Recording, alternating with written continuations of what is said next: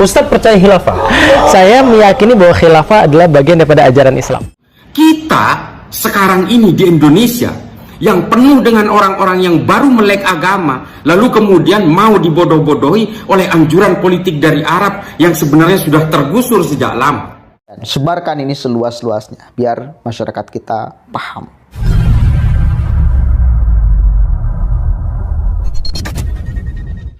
Assalamualaikum warahmatullahi wabarakatuh. Hamdan syukron lillah, amma ba'd. Sahabat manusia plural yang saya hormati dan saya banggakan, sampaikan video ini kepada Felix Yeo. Suruh dia dengar dengan pelan-pelan ya, dan resapi. Kita lihat apa yang diucapkan oleh Gus Islah Bahrawi. Ustadz percaya khilafah. Saya meyakini bahwa khilafah adalah bagian daripada ajaran Islam.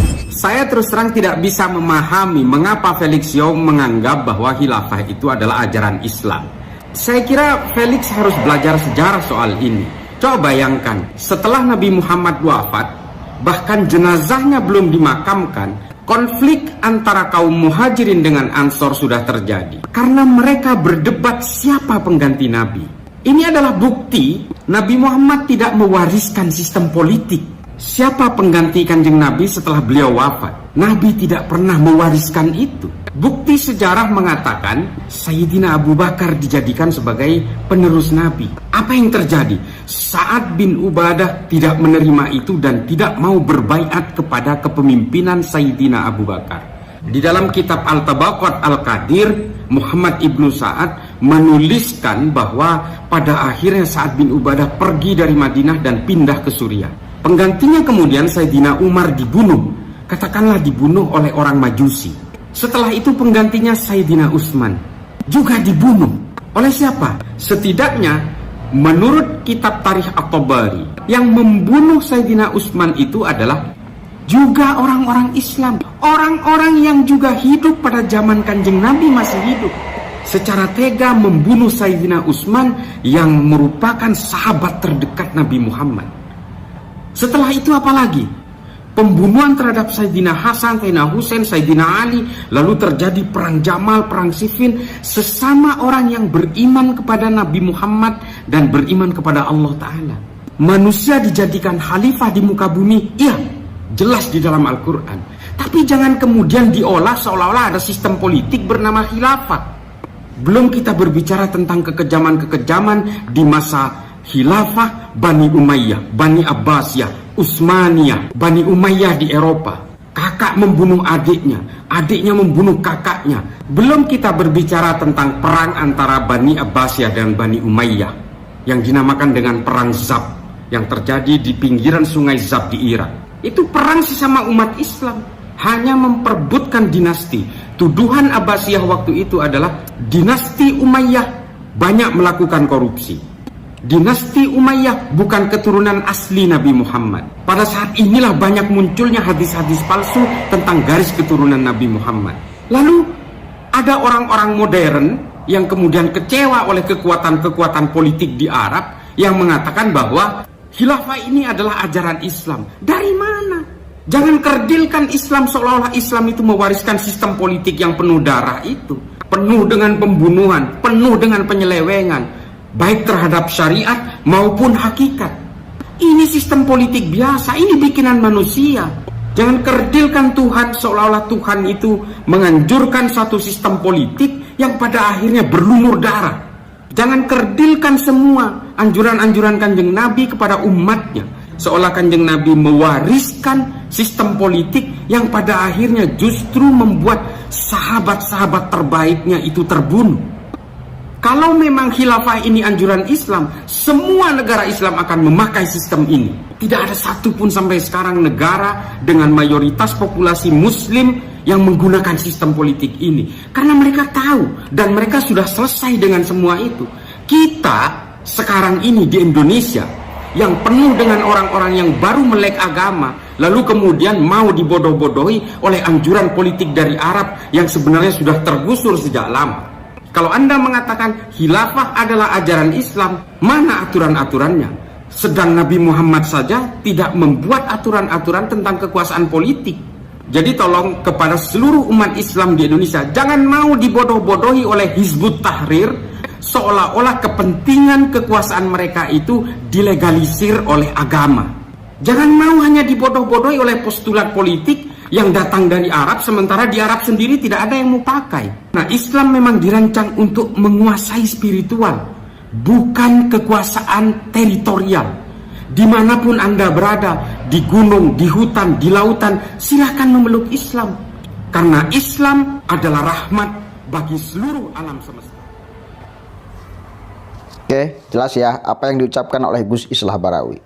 Mestinya ini bisa dipahami dengan baik oleh siapapun itu, termasuk oleh Felix Xiao.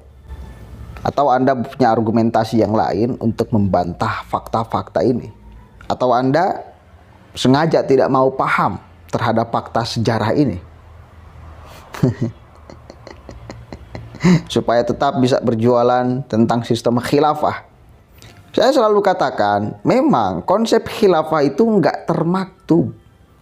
Mau di dalam Al-Quran ataupun Al-Hadis, nggak ada. Bahasa Al-Quran itu khalifah, bukan khilafah. Dan khalifah itu kita masing-masing pribadi menjadi khalifah fil ard. Seorang suami menjadi khalifah bagi keluarganya, bagi istrinya, bagi anaknya. Kalau Anda belum berkeluarga, Anda menjadi khalifah bagi tangan Anda, telinga Anda, mulut Anda, kaki Anda, mata Anda, bibir Anda, untuk memimpin seluruh komponen yang ada di dalam tubuh kita, biar bergerak sesuai yang diinginkan oleh Allah Subhanahu wa Ta'ala. Itu kita masing-masing pribadi menjadi khalifah fil ard, mengurus bumi, bukan dibuatkan sebagai sistem politik, sistem kekuasaan.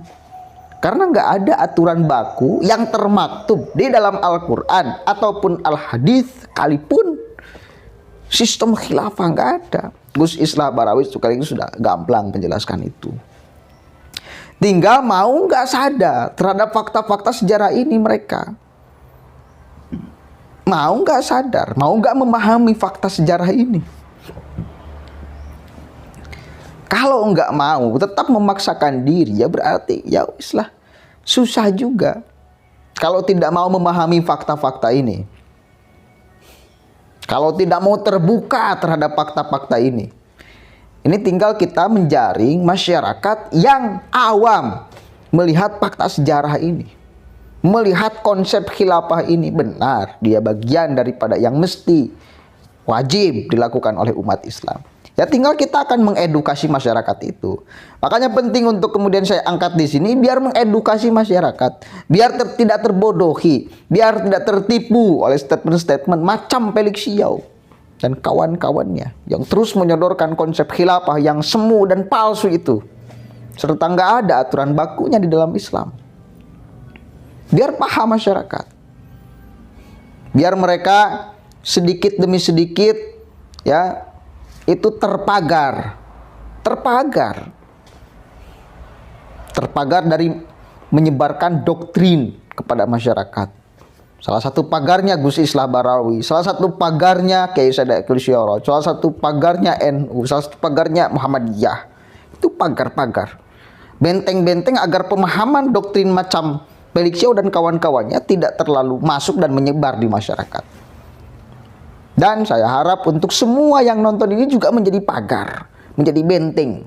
Termasuk saya pribadi berusaha untuk menjadi benteng agar doktrin mereka, pemahaman keliru mereka tentang sejarah, tentang khalifah itu tidak terlalu masuk dan menyebar di masyarakat. Kalau masuk dan menyebar di masyarakat, nih potensi berbahayanya gede nih. Potensi berbahayanya sekali lagi gede. Ya. Mudah-mudahan ada manfaatnya dan sebarkan ini seluas-luasnya biar masyarakat kita paham. Assalamualaikum warahmatullahi wabarakatuh.